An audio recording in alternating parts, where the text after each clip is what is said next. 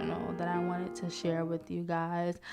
I want to give a caution and apologies that my phone overheated several times in this video, as well as my microphone died several times.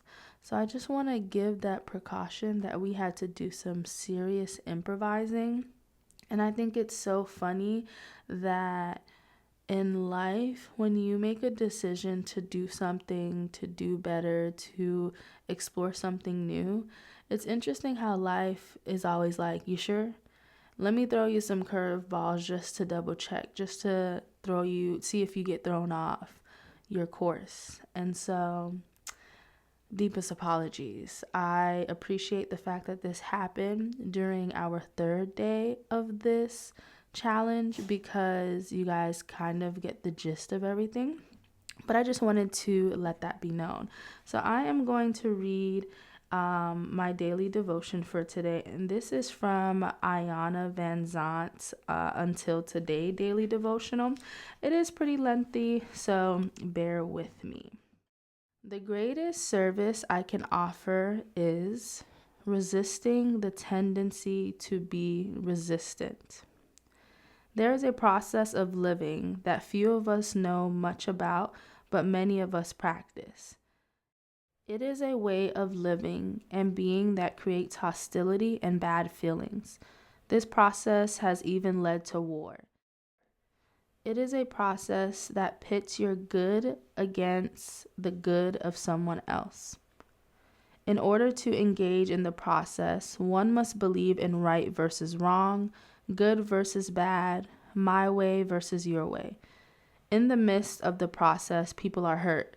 Sometimes lives are lost, and for all the arguing or fighting that goes on, nothing is ever proven conclusively. The process is againstness. To be against something is to deem it unworthy of consideration or bad at the very least. At worst, againstness poses a threat to who you are, what you believe in, and what you want in life. Againstness is the belief that if someone gets what they are after, you will not get what you're after. If you believe that you have the right way to the good thing, it stands to reason that everyone else is wrong. You are constantly on the lookout to ensure that the thing you are against is not coming near. Unfortunately, the harder you look for it, the more of it you will see. The way to live without againstness is to live from a place of forness. Rather than working against something, simply be for something. Invest your time, energy, and attention in working to bring about the things that you desire to experience. When you are confronted by something that challenges what you are working towards, do not be against it. Allow other things to exist. Simply choose to put your attention elsewhere. Until today, you may have been expending so much energy working against certain things that you have not been working for anything else. Just for today, drop all againstness. Focus your attention and energy on the things that you can stand up for. Today, I am devoted to allowing everything the right to exist and choosing what I am for. Great morning. Hey, y'all. Happy day 4 of Vlogmas.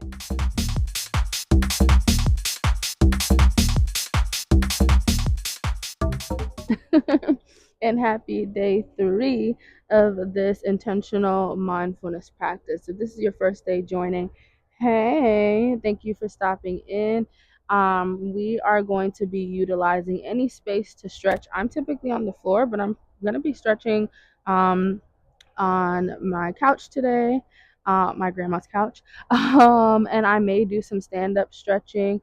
And so I definitely invite you to do whatever feels good for your body. And of course, you can mirror me if you see fit. Alrighty, guys, so this is the first moment where my mic died. And so, of course, if you've been tuning in to this challenge, then you know that I invite you to really lead with your body, lead with your intuition with this stretch. So as you see today, I was seated. Normally I'm on the floor, and I'm gonna do a neck stretch regardless. And so not only did my mic get cut off, but the video got cut off as well. And so, like I said in the beginning, there's some improvising that I'll be doing, and the timer will still be going.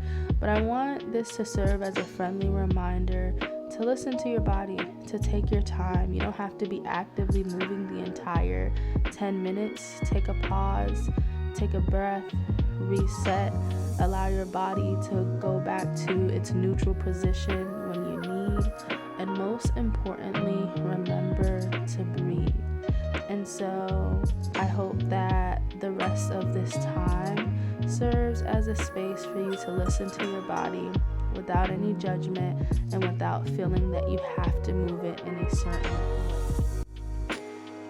Alrighty, y'all. My apologies. My phone overheated. So half of my stretch didn't go through. However, all is well.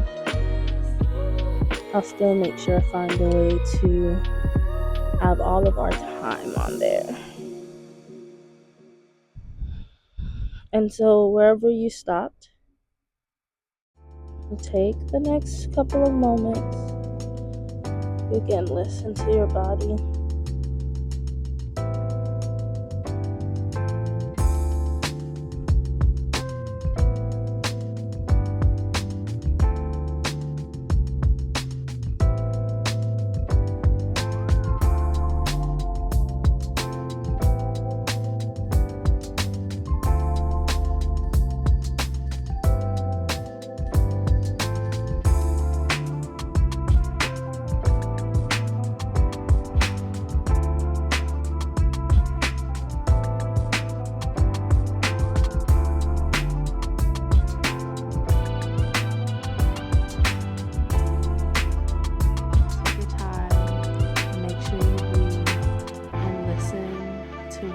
Up for you.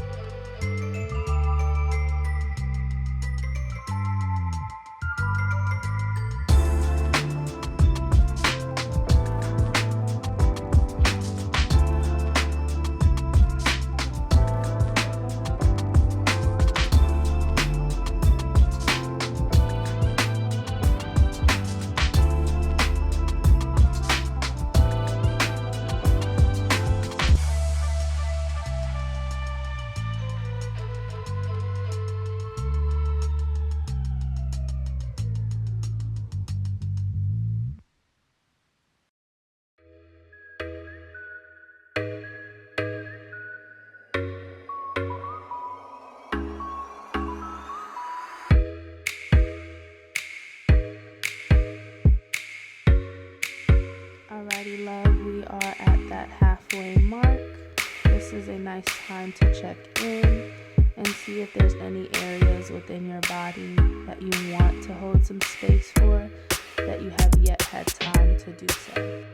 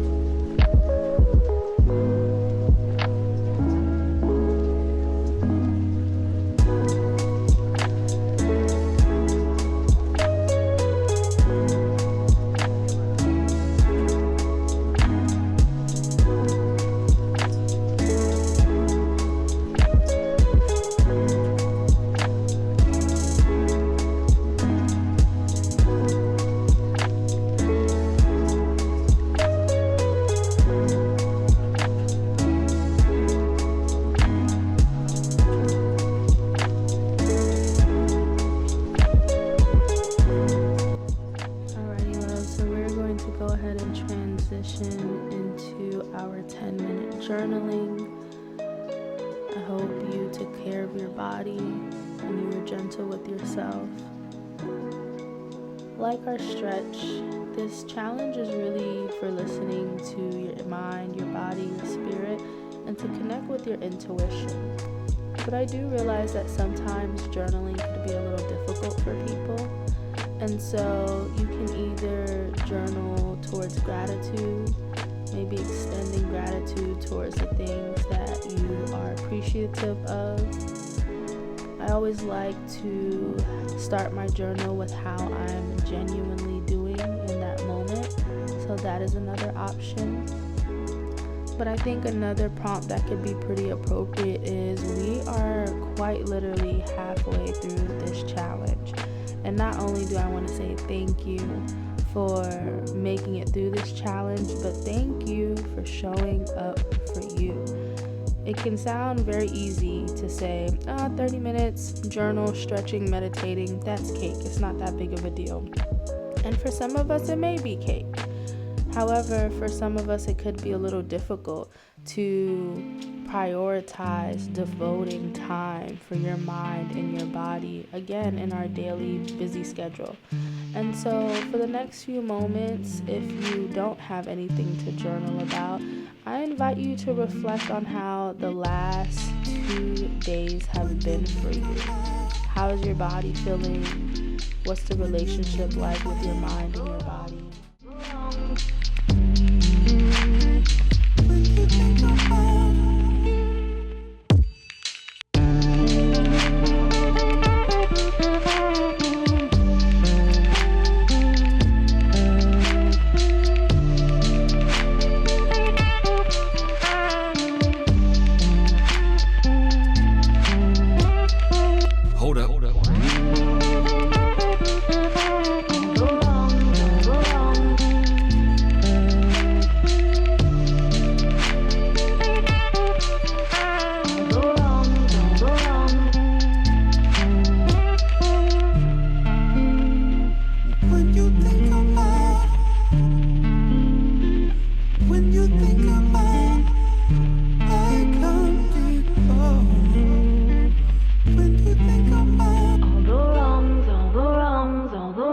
People put you through.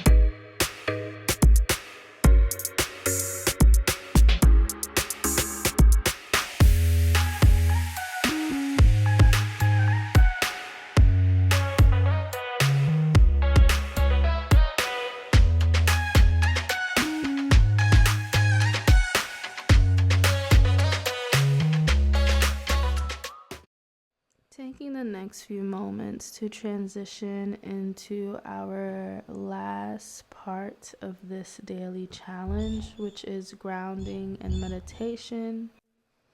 And if you haven't already taken the time to get in a nice, comfortable position,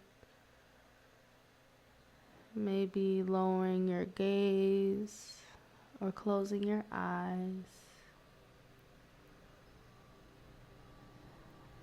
maybe going through your body to examine any spaces of tension,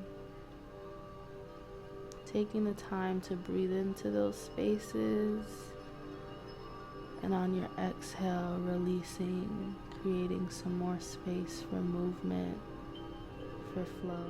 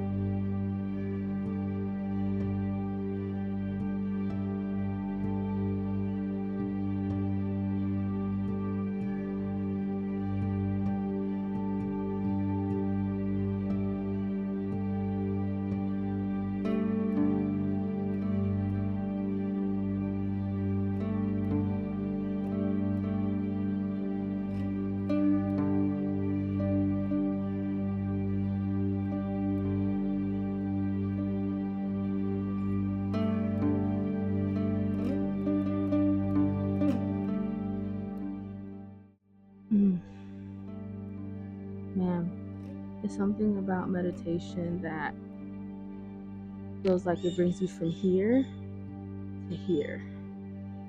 And even when it may logistically be here to here, the way that your nervous system allows, the way that your nervous system surrenders, if you allow it to, it feels like here to here.